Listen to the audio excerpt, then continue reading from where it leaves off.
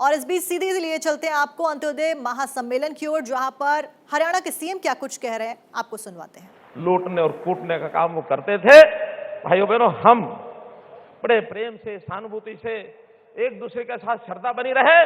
और मैं अगली बात कहूंगा, मैं हरियाणा की 2 करोड़ 80 लाख लोगों को अपना परिवार मानता हूं। परिवार के नाते हम काम करते हैं। मित्रों, भाइयों बहनों, ये मेरा परिवार है। और जब परिवार मान लिया जाता है तो फिर हर किसी की चिंता करना, चाहे उसमें केंद्र सरकार की योजनाएं हो और चाहे हरियाणा सरकार की योजनाएं हो, उन सब योजनाओं को हम एक प्रकार से सिरे चढ़ाने के लिए आगे काम करते हैं। अब आगे से ये जो बाबुओं का काम, घुमाने का काम, भ्रष्टाचार का काम, 3C को खत्म करने का काम, 3C यानी क्राइम, करप्शन और कास्ट बेस्ड पॉलिटिक्स, इन 3C को खत्म करने का काम हम करेंगे। और मैं ये कह रहा हूं, आज ऐलान कर रहा हूं इस बात का कि 58वां ये हमारा हरियाणा दिवस, इसको हमने मनाया है।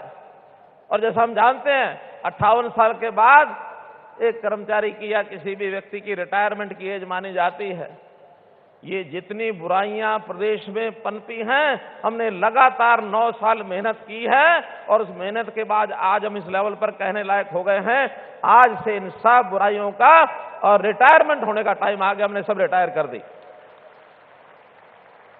किसी बुराई को भी हम पनपने नहीं देंगे, जड़ से मिटाएंगे और 7S पर काम करेंगे।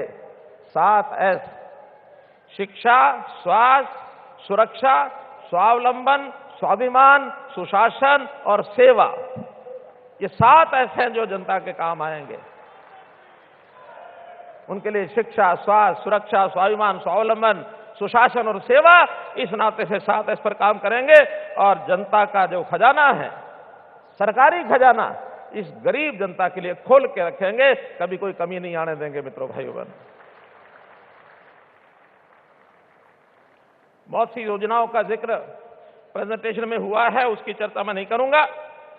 मैं तो इतनी बात कहूंगा